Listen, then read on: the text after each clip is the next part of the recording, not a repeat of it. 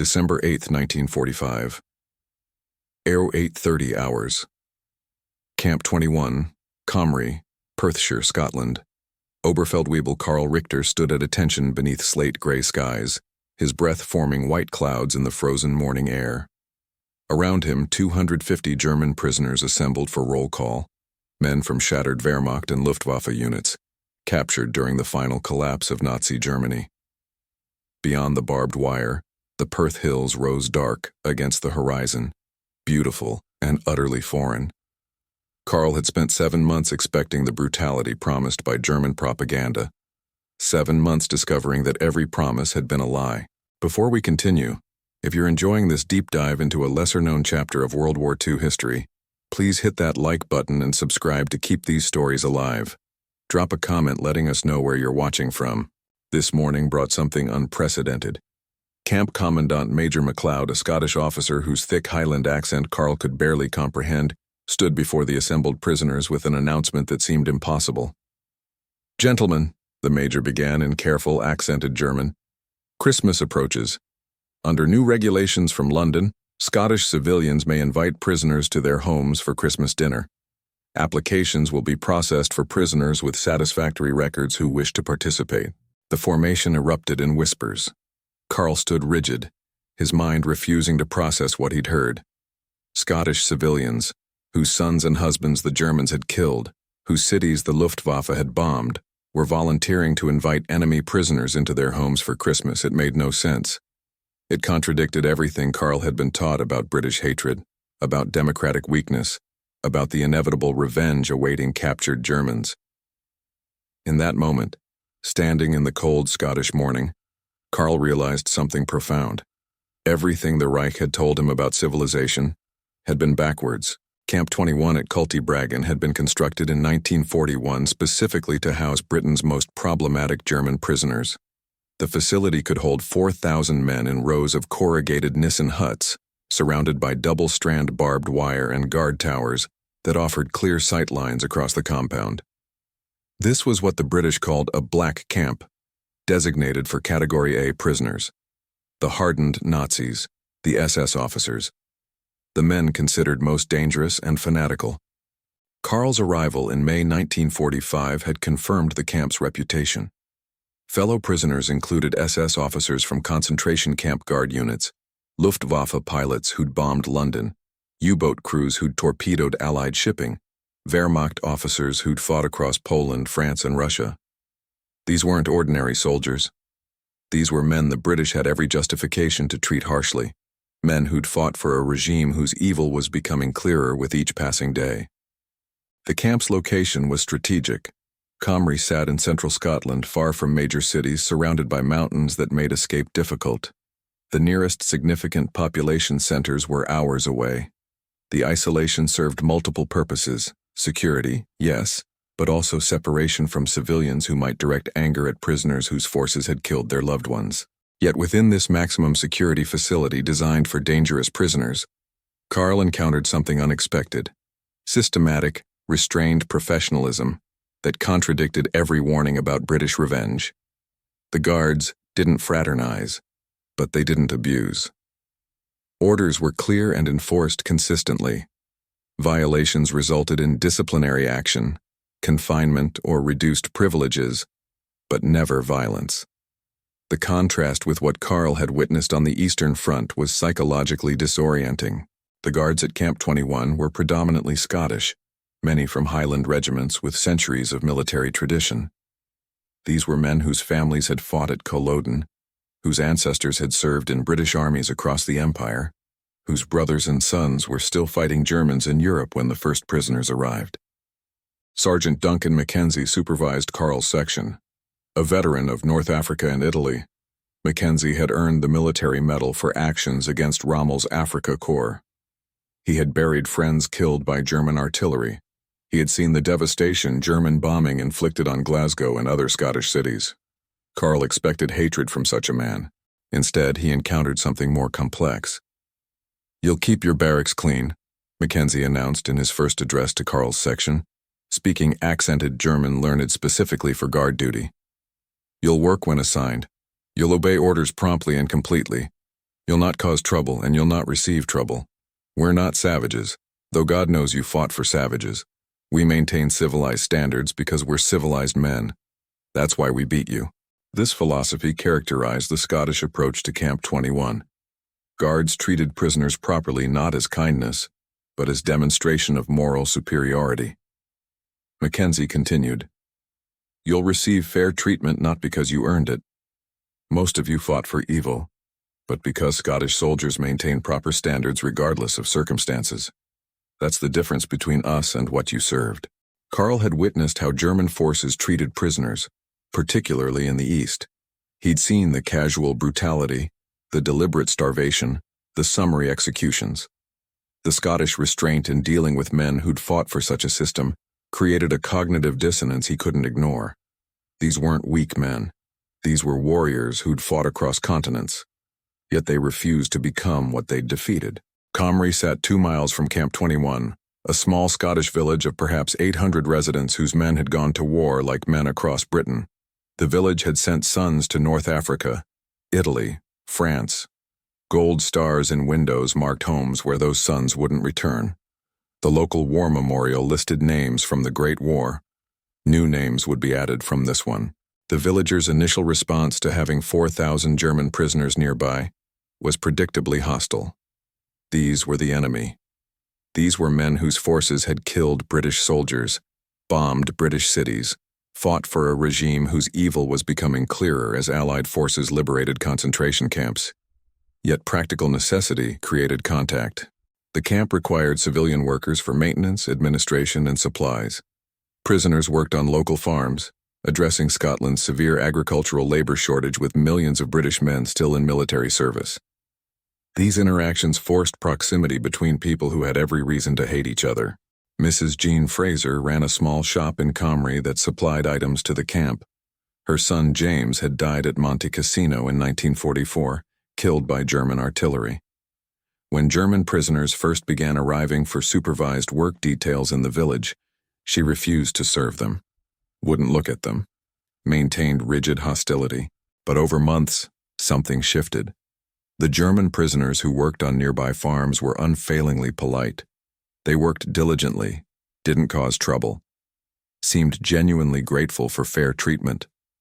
One prisoner, noticing the gold star in her window, removed his cap and stood silently for a moment before entering her shop. A gesture of respect that cost him nothing but meant something to a grieving mother. This gradual humanization occurred across Comrie. Villagers who initially viewed prisoners with undifferentiated hatred began distinguishing between the Nazis as abstract evil and the German lads working on McGregor's farm, who seemed like ordinary young men caught in history's machinery. The transformation wasn't universal or complete. Some villagers maintained justified anger throughout, but enough shifted enough that when Christmas 1945 approached and new regulations permitted civilians to invite prisoners for holiday dinners, multiple Comrie families volunteered to participate. Carl was assigned to a work detail at Drummond Farm, owned by Robert and Margaret Drummond, whose 2 sons were serving in British forces in occupied Germany. The assignment was practical. The Drummonds needed labor. The prisoners needed work to occupy time and earn small wages. The work was hard. Carl, a clerk before the war, had never farmed. Scottish agriculture in winter was cold, muddy, physically demanding. But it was honest work. The British provided adequate tools, clear instruction, and fair supervision. Robert Drummond was stern. Expectations high, tolerance for laziness non-existent. But he was also scrupulously fair. He demonstrated tasks properly, provided guidance when prisoners struggled, brought tea during breaks regardless of weather.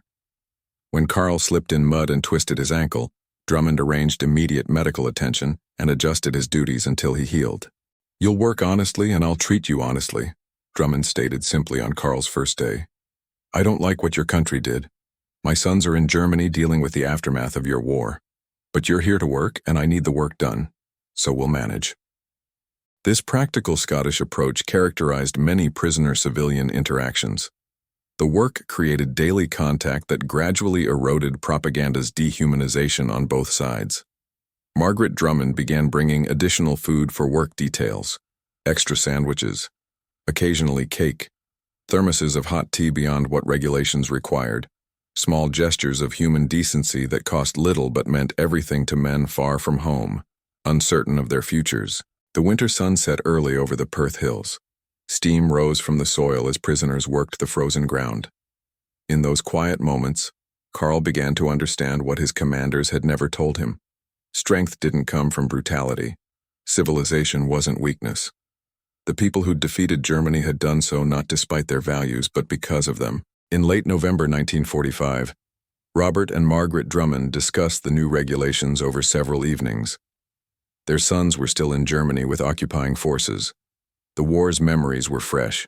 Friends lost, cities bombed, years of sacrifice and fear. Inviting German prisoners for Christmas seemed almost offensive to those losses. But Margaret, thinking of her sons far from home on Christmas, considered what she'd want others to show them. "They're young men far from their families," she said finally. "They worked honestly on our farm. The war's over. Perhaps showing humanity to former enemies is how we ensure future peace." Robert, after long silence, nodded. "We'll invite Carl and Helmut. They've been good workers. It's Christmas. We're Christians. That should mean something." When Sergeant Mackenzie informed Carl of the Drummond invitation, Carl couldn't speak. He'd expected to spend Christmas in the barracks, perhaps with a special meal and permission for religious services. The prospect of Christmas dinner in a Scottish home, with a family whose sons he might have fought against, seemed surreal. "You're not required to accept," Mackenzie clarified. "It's voluntary. But the Drummonds are good people. They've invited you and Steiner specifically. I'd recommend accepting if you're comfortable." Carl accepted, as did Helmut Steiner, a former U-boat officer from Bremen. But both felt profound uncertainty about what such an evening would entail. In the barracks that night, they talked quietly. "We were told the British were decadent and weak," Helmut said. "That democracy made people soft, that they'd collapse under pressure. Instead, they maintained civilized standards while defeating us completely. They're showing us what we never understood." Christmas morning at Camp 21 began with Protestant and Catholic services in the camp chapel, a wooden structure where prisoners gathered for worship. The services were quiet and emotional, men far from home, uncertain futures, singing German hymns in Scottish winter. After services, Carl and Helmut were released under guard escort to walk to Drummond Farm. The countryside was beautiful despite winter cold. Rolling hills, frost on trees, quiet that felt almost sacred after years of war's chaos. The guard, a young private from Edinburgh, walked with them in companionable silence, rifle slung over his shoulder more from regulation than concern. At the Drummond farmhouse, Margaret met them at the door. "Welcome," she said simply in English, then gestured them inside where warmth and cooking smells created immediate sensory contrast with barracks life. The evening began awkwardly. The Drummonds, Carl, and Helmut sat in the parlor, conversations stilted through language barriers and emotional complexity. Robert attempted English mixed with fragments of German. Carl and Helmut responded in broken English they'd learned working. Margaret brought tea and biscuits, traditional Scottish hospitality, overcoming initial discomfort. Gradually, conversation developed. Robert asked about farming in Germany. Carl described his family's small garden in Hamburg, now likely destroyed by bombing. Helmut talked about his hometown in Bremen, also devastated. The Drummonds shared news from their sons, letters describing occupied Germany, the destruction, the desperate civilians. "Your cities are destroyed," Robert said without satisfaction. "Our cities were bombed too, but nothing like what Germany faces now. It's a tragedy what war does to ordinary people."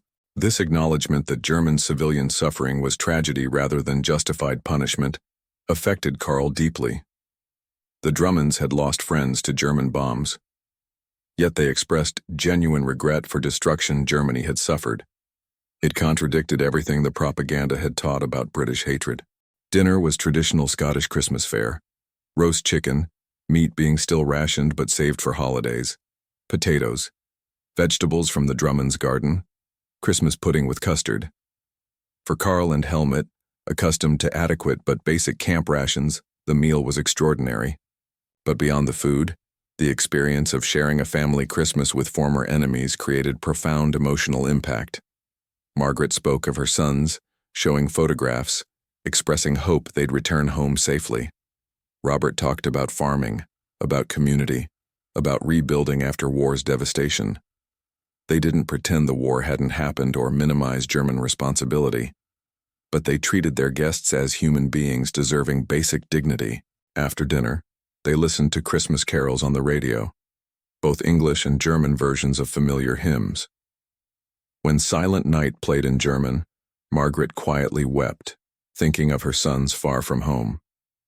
Karl, seeing her grief, felt crushing guilt for his role in the war that had caused such universal suffering. The fire crackled in the hearth. Outside, snow had begun to fall, soft and silent. In that moment, in a Scottish farmhouse on Christmas night, Karl understood what civilization actually meant. It wasn't about strength through cruelty. It wasn't about dominance through fear. It was about maintaining your humanity even when circumstances would justify abandoning it. About extending grace to those who didn't deserve it, because your values demanded it. Before Karl and Helmut returned to camp, Margaret gave them small packages. Chocolate, cigarettes, small luxuries. "Happy Christmas," she said simply. "We pray this is the last Christmas anyone spends away from home because of war." Walking back to Camp 21 in darkness, snow falling around them, Karl couldn't speak. Finally, Helmut said what they both felt. "We don't deserve such kindness." Karl nodded. "No, but perhaps that's the point. They're showing us what civilization actually means. Extending humanity even to enemies who don't deserve it. That's something we never understood."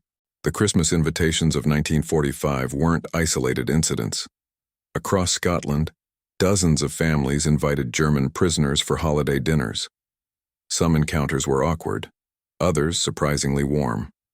All created human connections that contradicted years of propaganda and hatred. In Comrie specifically, the Drummonds' example encouraged other families to extend similar invitations in subsequent years. Some prisoners formed lasting friendships with Scottish families, maintaining correspondence for decades after repatriation. The policy's success validated British authorities' belief that humanizing contact served reconciliation objectives. Prisoners at Camp 21 could write letters to families in Germany, subject to censorship. These letters provided the first accurate information many German civilians received about POW treatment in British camps. Karl's letter to his wife Greta in Hamburg, written in January 1946, stated, "I am well and healthy. The Scots treat us firmly but fairly. We work on farms. The food is adequate.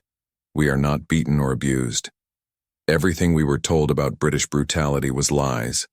I am safer here than Germany is now." Greta, living in bombed Hamburg under Allied occupation, shared the letter with neighbors. If Nazi propaganda about POW treatment had been false, what else were lies? These letters rippled through German civilian populations, undermining remaining faith in Nazi pronouncements. British censors understood this strategic value. Letters from well-treated prisoners served as psychological warfare more effective than any propaganda broadcast.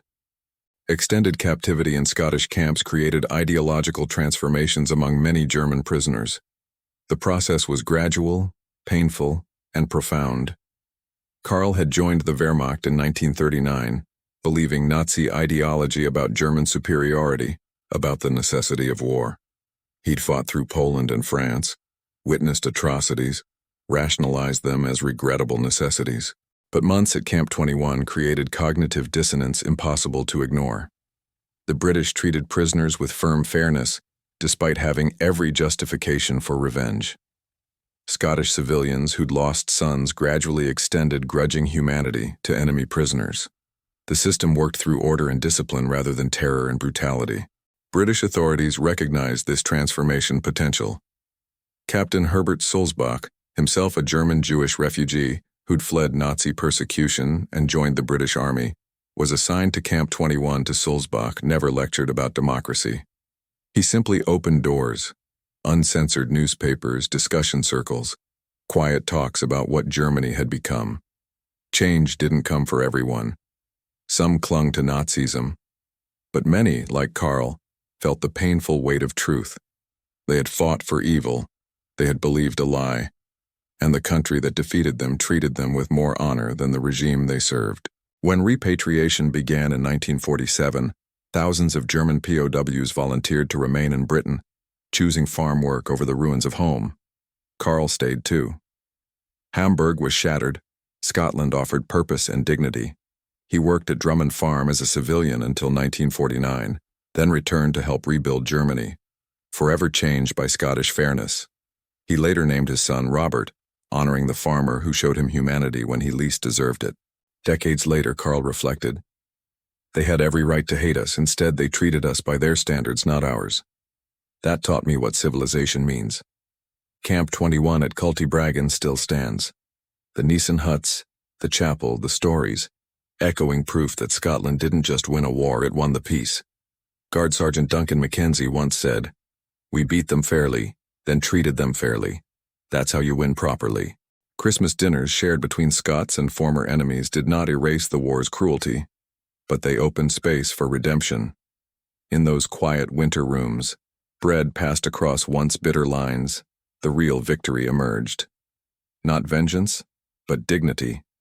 Not hatred, but humanity reclaimed.